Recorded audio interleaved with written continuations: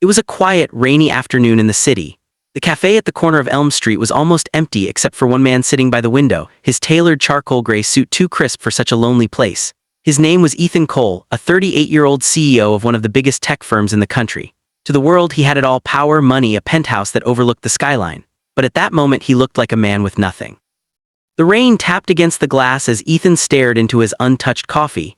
His reflection looked tired, eyes sunken from too many sleepless nights, his jaw tense, his expression unreadable. Just 3 days ago, his company's board had voted against his decision to pause a profitable but ethically questionable project.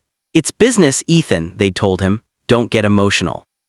But that's the thing, Ethan was emotional. He'd built his company from scratch with the dream of changing lives, not exploiting them. Yet here he was, the founder himself, feeling powerless in his own empire. He sighed, rubbed his temple, and whispered under his breath, "What's the point anymore?" That's when he heard a soft, hesitant voice beside him. "Are you okay, sir?" Ethan turned, startled. Standing beside his table was a little girl no more than 7, wearing a faded yellow raincoat that was a size too big, raindrops still clinging to her dark curls. She clutched a crumpled paper cup with both hands, and her big brown eyes stared at him, full of innocent concern. For a second, Ethan couldn't speak. No one had asked him that question in years, not his board members, not his colleagues, not even his ex-wife. He managed a faint smile. "I'm fine, sweetheart, just a bit tired." The girl tilted her head. "You don't look fine," she said softly. "You look like my mommy did before she stopped smiling." Her words hit harder than she could ever know. Ethan blinked, unsure how to respond. "What's your name?" he asked finally.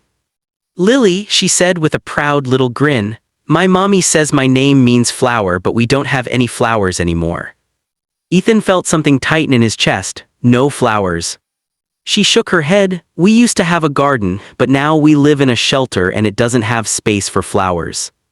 Before Ethan could reply, a woman in a worn denim jacket rushed in, looking breathless. "Lily, there you are. I told you not to run off." She looked at Ethan nervously.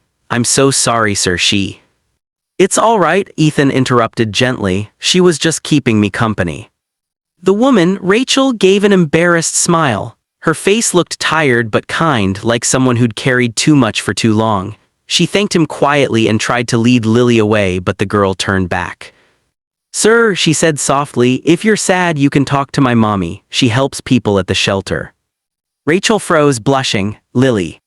Ethan looked at both of them and for the first time that day felt a strange warmth in his chest. "Maybe I will," he said.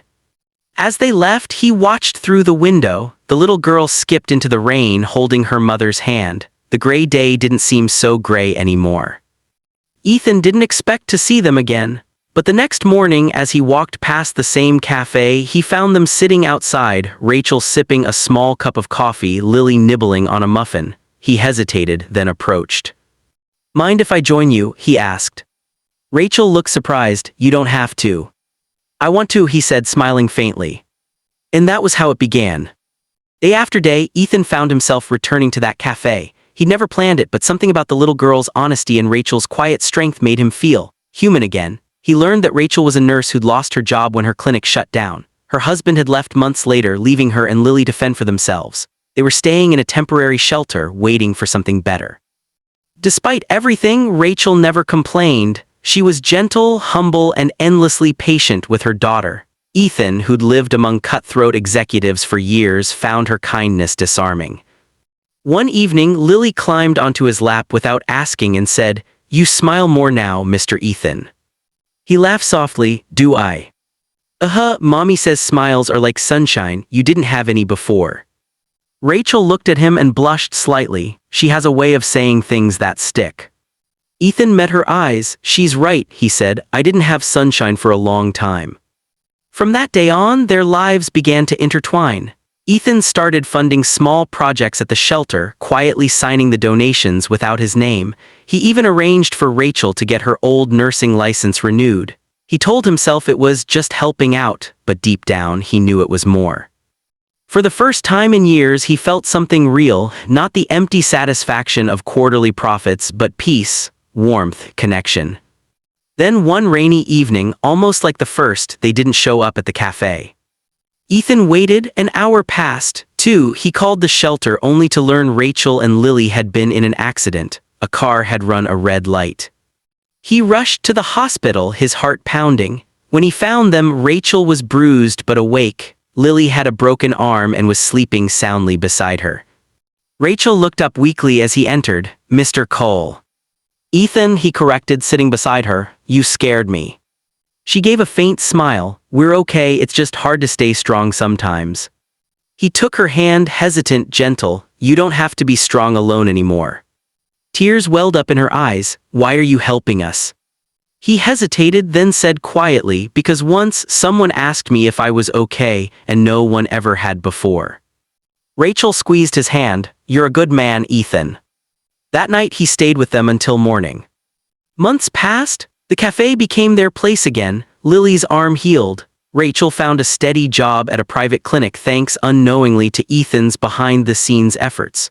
But she never found out until one day the cafe owner slipped up and mentioned how Mr. Cole had bought the entire shelter a new van. Rachel looked at him in shock. You did that." Ethan smiled softly. "It's just a van." "No," she whispered, tears glistening in her eyes. "It's hope. Do you have any idea what that means to them?" He looked down. "I think I do."